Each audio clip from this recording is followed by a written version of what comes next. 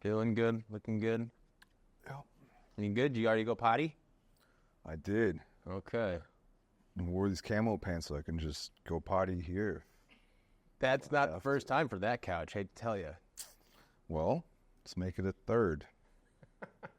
Well, and with that, folks, welcome back. I am Sam Schneider. I'm Bad Beer, the host of this show, and we are back in the basement, and we have none other than David Chang. David Chang has been a friend of mine for some time. We've had a few of those along the way, and he has walked a similar walk. And so I'm stoked to have him on today to tell you a little bit about himself. Equally, I will fill in the blanks. But David, why don't you go ahead and introduce yourself to our friends at home? All right. My name is David Chang. I'm Motorcycles David Chang. I'm not the restaurant food industry guy, so just so you guys don't Big get that fan of mixed both, up. though. I know it's really easy to get us too mixed up, but I am Motorcycles David Chang. Sam actually pulled up a profile photo of me, and then I realized it was the wrong David Chang. But anyway. Do you identify as a restaurateur as well? I identify as a foodie. Okay, fair. Yeah, but you wouldn't want to eat my food, though. It'd be really boring. You're pretty health conscious. It would, yeah, you would get shredded, though. Yeah. Not that it shows. But anyway, my name is David Chang. I started the page Café Racers of Instagram, a.k.a. CROIG, which has been around now for over 10 years. And Whoa. so, yeah, time flies. Well, and so you started the Instagram page, Café Racers of Instagram, CROIG, which you turned into a fantastic business. Yep. But arguably, that's like the least fascinating thing about you. I don't know. Is it? In my opinion. Okay, well, I'll take it. As long as I've known you. And so it's interesting because you see some of these pages online, like the CROIG, for instance, 1 million followers. What does that mean, and how did that even come to be? Like, what was that the intention of it? No, I definitely had no idea that this would basically kind of change the trajectory of my life in a weird way. I started the page just because I was burnt out with my corporate job. And so let's just say I used my bathroom breaks to share really cool custom motorcycles that I like. Getting paid twice. Getting paid twice. That's it. Exactly. And so, it was the right time, the right place, and there was a lot of momentum behind it because people were super stoked to follow a page that showcased a lot of cool motorcycles that were being built within the motorcycle community. So, well, what is a Café Racer? So Café Racer, I guess you could say, is like a old school sport bike. It's like when there was an excess of bikes from World War. A lot of the youth would take the bikes, strip them down, and race each other from cafe to cafe. So, in a way, it was also seen as a sign of rebellion. For me, I started gravitating towards a cafe racer just because I had started with a sport bike in college and then got rid of my sport bike because young and reckless, right? And eventually that itch came back again. And I guess you could say a cafe racer is still a fast bike, but then we'll say it's an old school sport bike and it's a little slower, it's more manageable. But for me, what stood out was the aesthetics of the bike too. Just some really classic lines versus looking like I guess you could say like a Spaceship? Transformer or spaceship or whatever. So they really appealed to me for the longest time and still does. And yeah, that's why I chose Cafe Racers. And just so happened that of Instagram worked out, and it actually all happened over happy hour with my good high school friend. He started Dogs of Instagram. So I was like, what are you doing? And he was just doing all this puppy dog promo stuff. It's like, well, I want to do something. Well, let's try this account. It's the longest account name possible, but hey, if it's available, let's sign up for it. And so your buddy already had Dogs of Instagram, and he was finding success with that. Oh yeah. The time. So this was a decade ago, simultaneously, that he was he probably started it right when Instagram started. So I think I was maybe a year and a half behind, and then his page was already, I think, like almost at 1 million or something like that. So just seeing him go from corporate to all of a sudden he's getting, these sponsorships, Chew toys, promote like dog toys and stuff. I was like, what are you doing? It seems really fascinating. And yeah, just over some happy hour, Cafe Racers of Instagram was started. So, well, and then how long was the conversation that led up to the response? Like when, well, I mean, obviously Instagram has changed several times over. Oh man, it's crazy. When I first started it, I was posting consistently, probably 2 to 3 times a day, and within 6 months, I want to say I was already at 100,000 followers. Mm-hmm. So pre-algorithm days, you could say, at one point I was gaining 5,000 followers a day. Whoa, that certainly is not the case anymore. But yeah, it was consistency, and that led to a job at an ad agency. So the main point of starting this page was for fun, but also I wanted to show people that I knew how to run social media for different companies, community management, advertising, marketing. It was something I just wanted to explore and see if It was your virtual resume. Yeah, it was like a portfolio. Like a case study, like, like, hey, I made this on my own, so you should hire me. And so I did end up at a local agency, and that found yourself in another corporate role? Yeah, it ended up sucking more than my other corporate job, to be honest. Yeah. So I was there for about 6 months. They actually just didn't have, it was basically an internship that they didn't have like a full-time gig for me. So that's where CROIG started. So there's Cafe Racers of Instagram, and then CROIG. CROIG happened because my good friend Andrew Blaschko at that time he had gotten out of a breakup, and so he was just gonna go on the road and find himself, or just spend some time, I don't know, soul searching or whatnot. And I decided, hey, I don't have anything going on anymore, so let's see what we can do. And he had a CD 550 that he picked up for like $700. I picked one up for probably something similar, and we reached out to, I guess we'll say, the community. So we reached out to Dime City Cycles. They helped us with getting all. This was back in Minnesota. This is back in Minnesota. Yeah, so they helped us get parts to get our bike set up, and then we had, we had Revit on board providing us gear. Like all these people were down to sponsor us. I think it's also because they thought we were crazy because we left in November when, I mean, there's no daylight already. It's already Minnesota in November. Sounds lovely. We were going to go in the Southwest. So we actually, it's so funny, I'll try to keep it short, but like we bought a $300 van off of Craigslist. We have all the time we need. You can tell us all the details. I'll tell you guys some details. But it was a $300 van. Brakes barely worked. And we were supposed to get down to Austin, which would be our like launching point. So we hit a snowstorm. It was crazy. Just we couldn't make it on time, so we missed the first meet. But we did finally make it down there with no brakes. Sold the van for $300. Broke even. Yeah, we broke even, which, I mean, we were balling on a budget, so it worked perfectly for us because a U-Haul would have been impossible. And so from there, we spent 3.5 weeks on the road. And leading up to that point, we had reached out to everyone within the moto community or Cafe Racers of Instagram and just asked people for recommendations. And through that, we got emails and messages saying, hey, like, come hang out with us, come do this with us, and like, you can crash with us, like have dinner with my family. It was just such a life-changing experience. So that was a huge turning point in your life when you went from corporate job, not related to the moto industry at all, that you started playing with social media at the right time.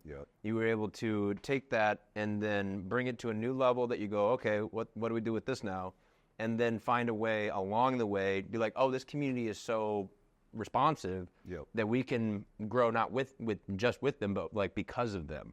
Yeah, exactly. I mean, I think that was us witnessing the power of social media and the motorcycle community at that time. Just because they're so willing to just reach out and basically open up their homes to us. I think we were on the road for 3.5 weeks, and we spent maybe 2 nights in hotels, and that's just because we were out in the middle of nowhere. So it was really, really impactful, especially for me personally. I had this idea of what the trajectory of my life would look like, become a career professional. And then from there, I thought I was, doing the next expected thing. It's like, all right, well, this job isn't for me. Let's pursue something that I actually have a passion for or see myself doing. But even that turned out not to be the case. But I took what I learned and then used that to hustle the page. And yeah, the response was good. We had support from a lot of sponsors. And from there, we just saw something brand new every day. Every day was a new experience. We met so many people that I still stay in contact with. So I think just the whole experience of that trip, like I said, just changed the whole trajectory of my life, because I realized that first, like, you could do whatever you want. And I don't know, just I think we went into it pretty blind, though, at the same time. Like, we overpacked. Again, we went late into the season too, so we barely had, daylight. Well, even as you described the page and the where it's ended up, had you known, if that had been your original intention, do you think you would have been able to achieve what you did, or do you think you would have had some weird different take on it, or try to run it a different way, or been too hungry and thirsty that it would have bounced back on you? Yeah, I mean, I think we went about it exactly the way we should have, because if you had set up expectations for the whole trip, then we probably would have been disappointed oftentimes, because we didn't necessarily get to a certain place on time, or I don't know, people didn't show up, or I don't know. Like, it just, I feel like with everything I've done, even leading up until this point, it's been pretty free flowing, and what happens, and I try not to force anything, because I think when you try to force anything to go your way or how you perceive or want to see it happen, you're just kind of setting yourself up for some disappointment. Some very Bruce Lee stuff right here. Yeah, I know. Be like water. Be like water. Yeah. I mean, I do believe in that, though. What is it? Is it Wu-Yi? Is that what it's called? I read a book, guys. Okay, there were some letters. They formed words. Ooh-wee, huh? I'd call it Ooh-wee. I know. I think there's a W in there. But with what you've done, and obviously a decade on deck at this point, the social media landscape has changed dramatically. Like, if 5 years ago people looked at it and go, oh, he's 1 million followers, he must be making millions of dollars. Like, if everybody just gave you $1, has that been the experience? Absolutely not. Absolutely not. Yeah, it's been far from that. I think maybe different industries, yes, but when it comes to motorcycles, especially in America, it's not the case, because people don't ride motorcycles every day. It's not a part of their daily life. People choose to ride motorcycles because it's, a passion of theirs. I think maybe other parts of the world, maybe if I was over there, that might be the case, or if I was in a larger industry, say fashion or health or something like that. But motorcycles, it's just, I'm still doing it just because I love motorcycles. And I don't know if that's a good or bad decision, but I'm still in it. But 1 million definitely does not translate into anything close to that. Yeah. But I will say, I'm not rich monetarily, but I do find myself very life rich. I've had so many incredible experiences over the past 10 years, like so many doors have opened up that, truthfully, I'm really grateful, and that's what keeps me going with just what I'm doing. Maybe not $1 million, but 1 million miles. Yeah, I mean, yeah, I'd rather work towards that. Right. To be honest. Does that even have a class of, like, assume an iron butt to be 1,000 miles? What would 1 million miles be? Like, just straight road rash butt? Rash butt. Rash butt. just rash butt. So you're already 10 years in the CROIG as you created it to now. How do you continue to evolve and forecast for the future? Like, motorcycles aren't going anywhere as we understand them for a little while. EV is a weird space, but like, you still want to play and like it serves you right now. Is that Right. You'll take it until the wheels fall off, or what's that look like? Yeah, I think I will. I mean, going back to even before when you're asking about, did you want things to go a certain way or be like water, right? So even going into this, the page blew up, and I didn't want to go into, we'll say, events and industry events, I guess, with clout, right? I didn't want to go in there flashing my followers and just saying like, hey, you should listen to me. If anything, I was completely fresh. So I wanted to really get a lay of the land. I wanted to get to know people. I wanted people to want to get to know me without, followers and because social media is weird. People get weird about social media. Yeah. Especially back in the day when they found out you had a large amount of following. I just wanted my interactions with people to be authentic. And that's why Andy and I actually just never even showed our faces. And so with CROIG, that was formed because that was a way for us to show what we did behind the scenes rather than flood the Café Racers of Instagram feed with all of what we were doing. So I wanted to keep Café Racers of Instagram focused on the community and showcasing what people do. And then CROIG showcased our journey, and then just like what our personal like passion was, but we still kept a helmet on for at least 5 or 6 years, just because we wanted to inspire people to ride motorcycles, to go on adventures and road trips, and not focus on, oh, who's this schmuck, Well, I'm curious of your perspective. Some of what I've lived in the social media sphere, the times I feel like I found success is when it isn't my face. I mean, I'm living a lifestyle because it's just me, and that's the authentic experience therein. But assuming the helmet was on or whatever, people come to a page or a profile or a photo or a video. I think a lot of what social media creates is this identity, like, I could be doing that, Right. Some, obviously, you think fashion or clothes, like they want you to buy this, whatever, look at this. Whereas ours, it's the lifestyle of like, this could be you. Right. Like, I'm not doing anything crazy. I'm not doing anything different than is outside of your, sphere of capability. Mm-hmm. And so when I feel like I've hit socially on the metrics as they are, it's when I'm no name, no face. Totally. Yeah. I agree with you, because we've had people approach us at shows in the past where they saw video footage that we shot on our first trip where it inspired them to take their own road trips, right? And, hearing that firsthand really keeps me going. It encourages me to keep pursuing just like my passion and just what like you feel inside too. Right? Like what is compelling you. So hearing that from many people now, that my page has been able to encourage them, or that they learned how to ride a motorcycle even, right? Like that's super encouraging for me. Keeps me going. What do you think growing up was your inspiration? Immigrant family, that like you thought you were going to go the corporate route, and then you're like, you know what? What's the opposite of that? Man, I'm definitely kind of rebellious when it comes to that. So you have a Chinese family. I'm the firstborn, and Christian parents. So then that's like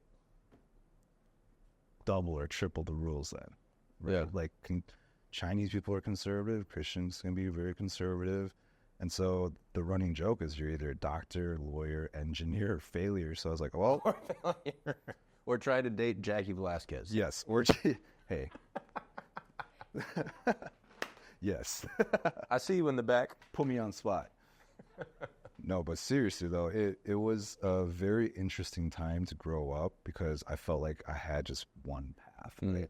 And okay, maybe they make the exception for a missionary or a pastor or something like that. So I'm like, well, I don't know how I feel about that yet either, but let's just see what happens. I guess my failure career is off to a great start. No, but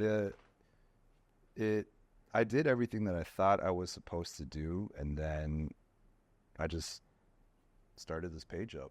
Well, so from my vantage point, I see what you've done with CROIG Café Research on Instagram, and then just the way you live your life is you're building community. And maybe you didn't become the doctor, lawyer, dentist, or pastor, but I mean, as far as I'm concerned, pastoring is building community. Sure. And so lifting others up, having lost souls find support. I mean, and even what you're doing, I know I want to talk about some of the projects you're working on right now specific to the charity work you're doing. I mean, I don't know, like maybe you don't need to be in a building and call it church, but like I feel that's not far off. Yeah, I mean, when you look back and I mean, 10 years pass and I'm older now. You look back and I think the dots. Are you though? Because how old are you? Like 16? I saw you were moisturizing. I mean, I do have a great like nighttime routine. Yeah. I'll share it with you guys later if you watch the next podcast with Sam and I.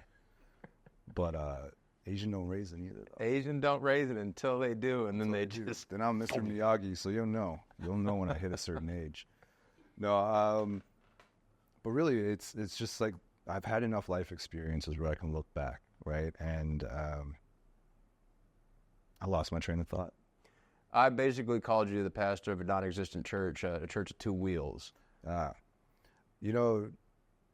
People, I've seen quotes about like, I don't need a therapist, like my motorcycle is my therapist, or I don't need to go to church, like I find God on the road or whatnot, right? And I do think that there is some truth to that. I found that like you appreciate the beauty around you, you realize how small you are in the universe, and just like it plays on your senses too.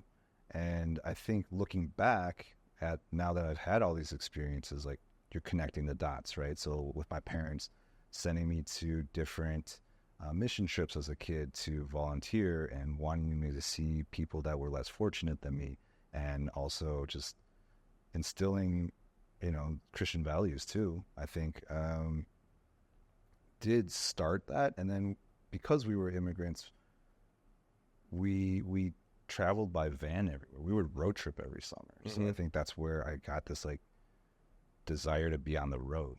And so with that, and then I've always been a creative person. And so for me, I just always felt like school wasn't necessarily for me. I always felt like, I don't know, I hated paying attention, and then maybe that's ADHD or whatnot, but it just felt like I didn't belong in the traditional school system. But that's literally what I had to do. Mm-hmm. I didn't have any other choices because, immigrant parents don't necessarily come here to see their kids become artists and like ride motorcycles. Yeah. If anything, that's the opposite of what they want.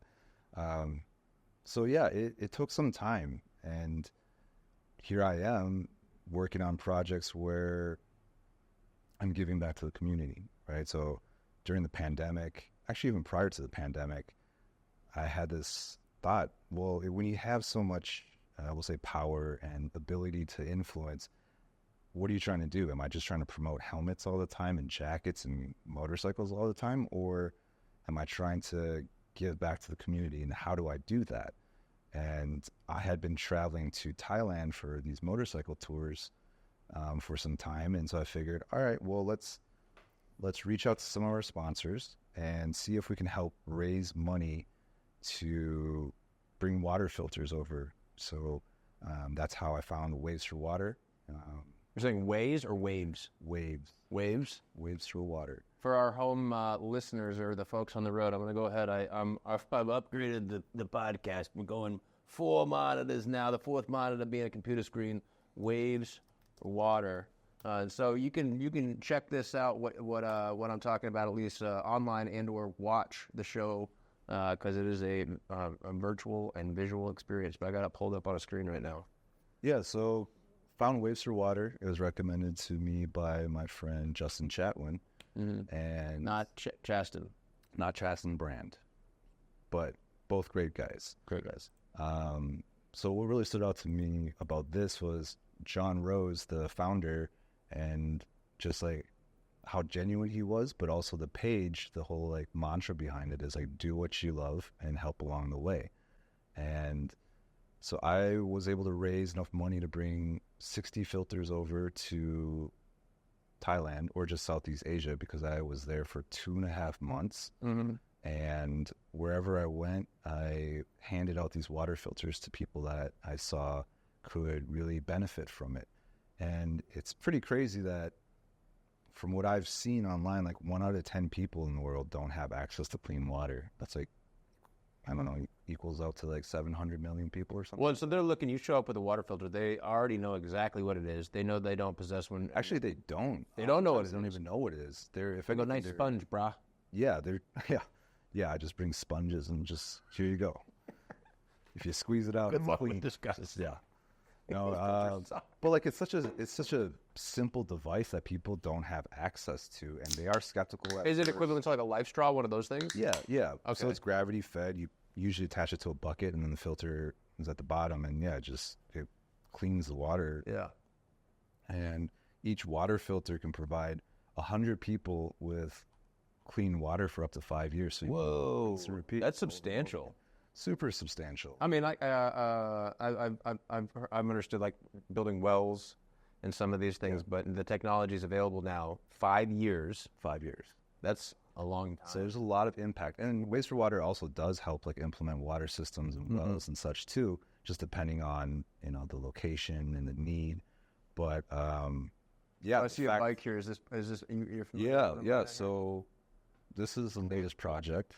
And my hope is to be able to raise as much money as possible. Our first one, we raised $24,000, and this time I'm shooting for 60, which would be awesome. And I mean, I'll take more. Is that a Yosh pipe? It is an Akrapovic exhaust. Oh, right. But big Yosh guy over here. Big Yoshi guy. Big Yoshi guy. I see you, Big E. Yeah, not this time. But going back to the water filters, I think just seeing the impact firsthand, you're literally taking just muddy water that no one would drink, and it filters it in the perfect drinking water. And so we went to this farm that was up in the mountains, and sure, they have access to clean water, but they also have a pond that they like raise their ducks and stuff, and you can take that water and, create drinking water instantly. And for them, they said that's a game changer because not only do they save time going into town and money, like that in itself has impact, right? And then up to 100 people. So who knows how long they can use that water filter for. Mm-hmm. So they were definitely skeptical until they saw the brown water turn clear. So that was the first experience where I realized there's potential to make a difference. And from that, we came back, and then it was a pandemic, which gave me a lot of time to plan.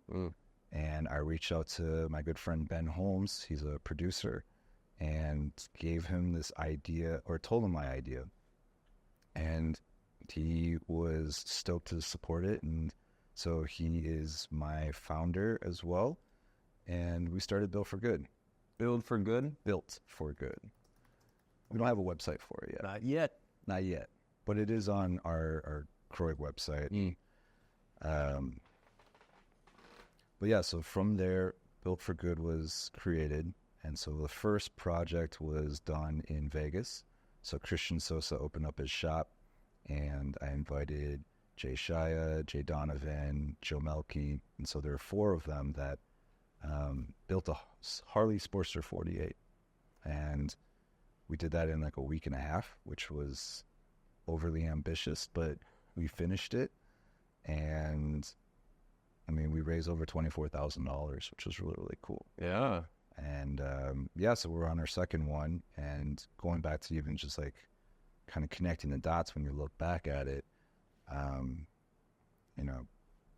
growing up doing mission trips, having this like desire to travel a lot in college too, just like studied abroad. It just kind of got this like, what is it, like wanderlust? Like just wanted to always be seeing different cultures and experiencing new things, and ultimately also having an impact. So how do you take your custom motorcycle community and friends from that and build a cool bike that's different each time. So I don't want to necessarily do cafe racers, but like give it a way to raise money for clean water, which is the most universal need.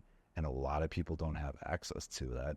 And then ideally, once this thing really gets rolling, I'd love to be able to, you know, ride to rural parts of the world, volunteering and getting hands-on and seeing like the impact of Built for Good. Mm-hmm. So that's where I'm currently at. I think this is like, you know, the most important project, passion project. Well, so it sounds like a transition into a consistent philanthropic, pursuit. For sure. You know, you're maintaining the pages, the business, but it's now all kind of in the direction of. Well, it gives it purpose. Yeah, absolutely. Right? So everything that you do, especially when you're staring at a screen, especially on your cell phone and you're trying to do social media, like, I don't know, I think I'm cross-eyed permanently, but it's just, it messes with you. Yeah. And it definitely creates a false reality. yes. However you skew your algorithm and explore page, Yep. it turns you into a bit of a a weirdo by any account. So getting out into the real world, you know, experiencing what that looks like for others that aren't, you know, death scrolling all day, doom sure. scrolling. Yeah, I've struggled actually with just the page and just trying to figure out where the page should be. And, you know, it's easy to overthink, especially when you see what other people are doing, comparison, imposter syndrome, all of these things, right? But Built for Good really gave me like purpose and a sense of direction. Mm-hmm. Just because also I always had this like dilemma of, well, I'm not trying to make it about me. And I'm also not trying to post all the time because I'm trying to be in the moment, because Cafe Racers of Instagram and CROIG has allowed me to also travel to every part of the world almost. And so I want to be in the moment. Also, I don't have reception in many of those places. And then the whole like task of having to show people what you did afterwards, it's daunting, and it's stressful. And so it's like, well, how much of my energy am I giving to just trying to look cool online versus just being in the moment? Mm-hmm. And again, I think Built for Good gives me a balance of that, right? Because we didn't show our faces before, but now people want to see who is behind these big pages, and they want to feel like it's a real person. And also because I have things that I'm passionate about too, right? So yeah, I think this is the main focus for me because it does give me purpose, and I'm excited to see where it's going to take me. Like I said, I want to do all different types of motorcycles. It'd be cool to do like a chopper, an adventure bike, a dirt bike. Don't box you into a corner. Don't box me in a corner. Yeah. If anything, it just opens up the doors even more. Well, I think you nailed it on the head, the panhead, specific to the fact that, you know, if, as you created CROIG and all things considered, like it was to not be the face of it, so people could identify themselves as it. But I think what you're describing is absolutely true, in that now there's been so much bullshit added to the pot that people can't navigate and sort through. They go, yeah, it looks cool, but like, is it, what am I even adding AI into the mix? Everybody's like, I'm tired of all this fake. Yep. It could be something I would like to look at, but to what end when I know it's not real? And so associating it with an individual that they can look to and actually see a bit of, you know, a track record, a resume to go, oh, okay, this guy's worth his weight. He's seen the sites that I would like to see, and he's living for something more than himself, I think is exactly where we're at in this little social paradigm of like bullshit. For sure. That it's like the authenticity is key. Yeah, for sure. That's really what I want people to see, right? Like I want to inspire people to also do the same thing, to give back to the community, to help others, and also to just have fun with motorcycles. Mm-hmm. There's so much ego sometimes that can show up in any kind of industry too, right? And so at the end of the day, like, ride motorcycles, have fun. Like, that's really all that should matter. Mm-hmm. And I that's where I'm at with it. And, you know, a lot of the stuff that we've done in the past, I think some people aren't even aware of. You know, we've done some sweet motorcycle builds. We've worked with a lot of the major manufacturers on, you know, producing content and just having fun with different campaigns. And then I think all of that also led up to this point too. So this is like where I'm at, and I don't know what the next step is, but again, it gives me purpose. Yeah. Well, and as you describe, I think some of the similarities I see with my experience, like, you talk to, like, you've been working hard for a long time and not a lot of it. If you're in a corporate role, I feel like you just constantly justify your job and you're creating decks to tell other people why you deserve a better job. Right. And with the way we operate, it's not selfless, but we're not motivated by money necessarily, that we're just out creating and then it goes to some corporate, entity that we have no idea where it even goes. So we're not legally even allowed to share what we've been working on for months because we're not set up like that. We're not a corporation. We're not a agency. We're just dudes doing dope shit. Right. By our own accounts, you might like it, but I like to think it's pretty good. But interesting. You do dope shit. I do shit. Our powers combined. Dope shit. Dope shit. Yeah. And speaking of which, Steve West, a lovely photographer, you're here in Atlanta in my home studio. And so we had the fortune to get you a new 2024 Daytona Triumph. 660. 660 with like 69 miles on it, and you got to rip the streets. Yeah. Yeah, we got back last night really quick. Yeah, we did. He was chasing me. Yeah, a tiny little tail guy. I was like, I think that's him. Yeah. Nobody can hit you if you're going faster than everybody else. It's true. That's just physics, man. But specific to being here local and Steve West, another individual that I see out in the pursuit of being creative. Yeah. That was a lot of fun. And, two dudes doing dope shit. I see a lot of fun. How long have we known each other? For like a long time now. Yeah, for a long, long time. I've seen you on the other side of the world too. Yeah, we bumped into each other in Bali. We've been all around America together. We've never sought each other out. We just happen upon each other, which is always fantastic, and we always have a good time. Right. But with that, I'm excited to see what we get into next.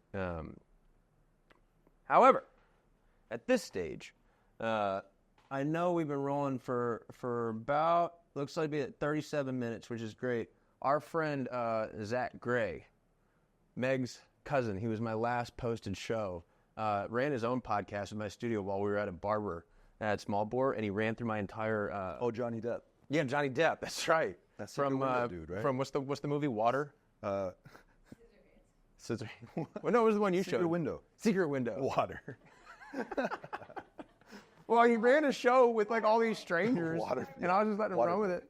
He killed my whole hard drive, so we only have a few minutes left to talk. So I want to make sure anything of note. You'll be back on the show again, like every other person that has sat with me before. I'm excited to talk to you again somewhere else. For sure. But with that, between those two cameras over there looking at you, please, anything that you would like to bring light to or attention to, it is your time to shine. Well, by the time this podcast is released, we're live right now. I hope everybody's super hyped. Well, there we go. Like and subscribe. But wasteforwater.org is a page where you'll be able to donate. So for every $10 that you donate directly to the nonprofit is equivalent to an entry for you to win brand new XSR 900. It's an 80s inspired race bike. We worked with Strange Industries to create the bodywork behind it, and it's a really, really cool bike. It's a brand new bike. I think you guys are going to really, really like it. But ultimately, you're going to help people get clean water. So the most universal need. The more you donate, the better your chances are to win this bike. So, and if you want to follow along or check out the build process too, I can't even talk anymore. Find us on YouTube. So CROIG's YouTube channel. And I think that's pretty much it. Yeah. Well, I think too, another thing I just wanted to ask, it seems like with Waves for Water and the tech that you guys are bringing in there, I mean, it's just a filter. It's not that you have to elicit a ton of sponsorship, like a ton of infrastructure, and just like get the whole town together to build this well or do this thing. It's literally like, hey, I see you're in need. Here's something that will help. Right. Yeah. Job done. It's a lot easier than you would think. Some people may be a little skeptical, but you just have to show them. And once they realize what that tiny little water filter can do, it's just game changing. Man, we could use it here in Atlanta ourselves right now. Our mains are broken, and our water smells exactly like you think it does. That's why we're drinking. Seltzers. Hey, shout out Topo Chico. You're keeping us out of trouble this weekend. We have High Noon, koozies, whatever. It's called a brand collab, all right? That's what we're doing, dope shit. Dope shit. Well, with that, I'm happy to have you on here. And since you're actually in the studio, you get the opportunity to sign the table. So I'll get you a marker in a second. but just letting everybody know that's watching and listening. I know my chair is rattly, and eventually I'll get another one, but I'm grateful for all the viewership and following along as this continues to grow. I hope you're enjoying it. I will promise that I will get better guests. I swear. They will get better. It's only going to get better from here. They can only get better. Started from the bottom and we're still here. We're still here. We're low. We're in a basement. We're underground. Shit, dope, shit. Let's keep it in the right order. But just the same, thanks for watching. And until next time, guys, David Chang, restaurateur. Yes. Let me get you a marker. Let's go get some of my food. Yeah. Make you some mac and cheese. I think he's in Los Angeles. Yes, he is. Here you go. So you can pick how big, wherever. Cool. Vanna's on here. Derek Mayberry's on here, I believe. Do a wiener. Your choice. Your choice. I'm just going to assume it to be your logo when you're done. I will just write CROIG. I'm going to request a DC. A DC Talk. I was saying David Chang, but That's DC Talk. computer, play DC Talk, Volume 10. Oh, I got to turn it on. Mother trucker. I should have requested Jackie Velasquez. Excuse me. No, computer. I said DC Talk. Now they've had more Topo Chicos than us. it's no good. All right, buddy. All right. Appreciate you. Thank Go you. get on your plane. All right, here we go. That was it.